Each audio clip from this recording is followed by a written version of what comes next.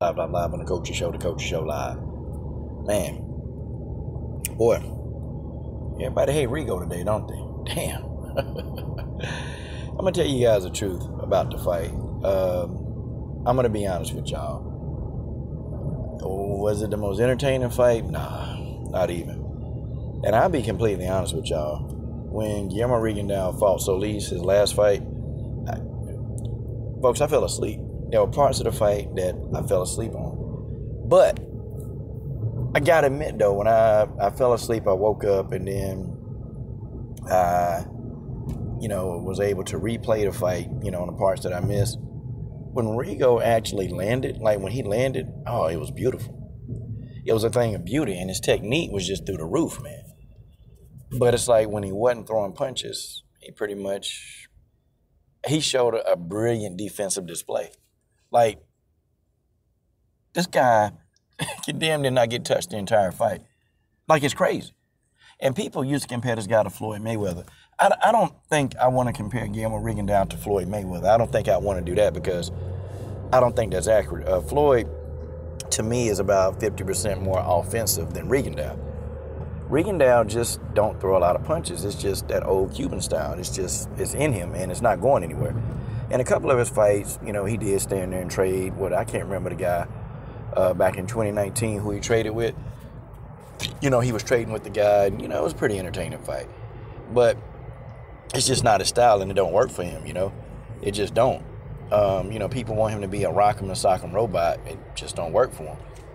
He's been in the Cuban style where you don't really throw a whole lot of punches. It's more based on defense. And I got to admit, man, when he fought Casemiro, the fight was just, I was expecting more, Casemiro had some blame in this too because he was afraid to get countered.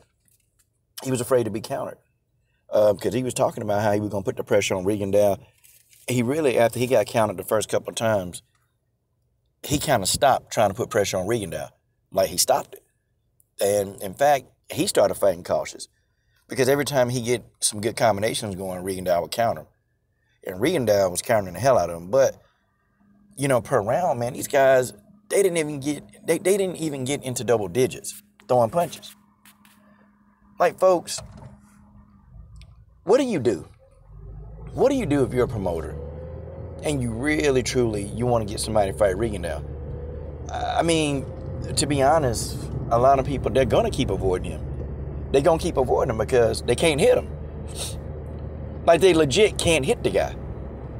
So what do you think fighters are going to do? I don't even think a lot of fighters avoiding him because they're afraid of him. I just think that the type of style that Guillermo Rigondeaux presents, I just don't think people want to deal with that style. Like, people actually want to feel like they're in a fight. They want to feel like they're swinging that air. Hell, even, I even think some fighters will probably fight him if he threw punches. If they still couldn't hit him, but he threw a lot of punches back, I think fighters would jump at the chance to fight him. I just think the problem with Rigondeaux is that Cuban system is so good defensively that no matter what happens when you're in that fight with him, you're probably going to lose because you can't hit him. You're probably going to lose because you can't hit him. I don't know if I agree with the judge's decision, though. I don't know. But then again, okay, Casemiro seemed to be more aggressive. He seemed to be trying to, make the fight happen. And I felt like Rigondeaux wasn't really trying to engage very much. I just felt like he wasn't trying to engage. In fact, it was almost like he was trying to just land like the big shot, the big shot. He was trying to land that big shot. They were just going, end the fight or do whatever. It's like you rarely saw Rigondeaux put punches together. And it's like, I see him in a gym. And, he putting combinations together. But then, mitts and heavy bags don't hit back. I just would have loved to see him put a couple of combinations together. But thing of it is, man, he's just too damn good defensively. And so these guys, they're not going to want to fight him. They ain't going to want to fight him. They're not going to want to do that because Rigondeaux is a high risk and a low reward type fight for a lot of these guys. Casemiro took the fight. He took the fight, but, I guarantee you there won't be a rematch. I can tell you that now. He want a rematch of Guillermo Rigondeaux. Why? He gonna get in there and can't hit him. He gonna be swinging that air the whole night. And then too, Casemiro, to me, didn't like the counters, man. He didn't like them. And, Casemiro was getting buzzed with a few of those counters. So, nah, man.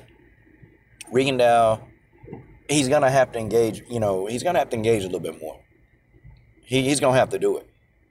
Even if he engaged at the level of Floyd Mayweather, and, I felt like Floyd Mayweather didn't throw enough punches, but, man, he threw more punches to Rigondeaux. I mean, even if he engaged like Floyd Mayweather did, I think maybe people could find it more enjoyable to watch, him.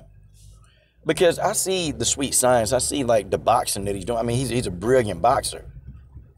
It's not enough punches to go with that, It's just what it is. And unfortunately, in boxing, in professional boxing, you have to throw punches to win. You got to throw punches to win. You can't throw 5 punches here and land in 1, or 2 punches here, throwing 5 and landing 2 out of 5. You can't do that and expect to win a fight, a close fight at that, with the guy that's putting pressure on you. I'm just saying, you're not, even if the judges are corrupt, even good judges, they're going to see that you're not throwing punches. That's what they're going to see. I don't understand, and it's going to be a tough pill for Rigondeaux to swallow. He's going to have to swallow this, but he's going to have to make some changes. Keep his same style. See, he's got to find a way to keep the style that he's comfortable with, but also with the ability to throw punches. Hell, if Rigondeaux can throw at least 30 punches a round, that's better than him throwing 5 or 6. Like, what the hell? Like, we sitting in there watching somebody just move back and forth the entire round. And his damn opponents are sitting there looking like, damn, man, are we going to fight? Are we going to fight? And I'm not saying that Rigondeaux completely just, it was all his fault. It wasn't all his fault. No, it wasn't all his fault. But, God dang. The movements were brilliant. It was great.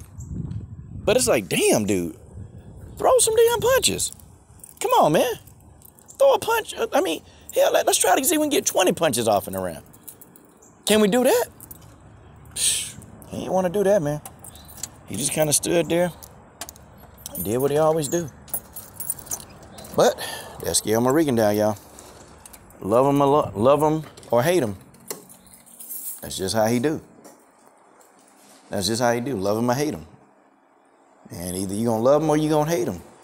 And I think last night, he was completely hated.